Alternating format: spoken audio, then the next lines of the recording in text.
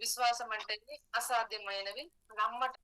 కానీ నమ్మలేనటువంటి వాటిని మనము నమ్మటమే సూపర్ న్యాచురల్. నమ్మనటువంటి వాటిని మనము నమ్మినప్పుడు మాత్రమే సూపర్ న్యాచురల్ దేవుడు మూవ్ అవుతాడు.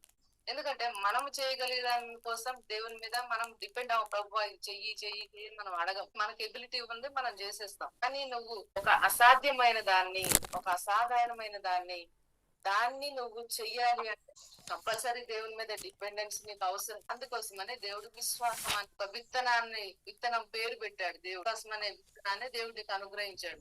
ఆ విశ్వాసంతో నీ లైఫ్ లో అసాధారణమైన పరిస్థితులను, అసాధారణమైన అద్భుతాలను చూస్తాం. అదే సూపర్ న్యాచురల్ గాడ్, అదే సూపర్ న్యాచురల్ మిరకల్స్. ప్రతి ఒక్కరూ సూపర్ న్యాచురల్ నమ్మాల్సిందే. సూపర్ న్యాచురల్ నమ్మకపోతే నువ్వు బ్లెస్ అవుతావు.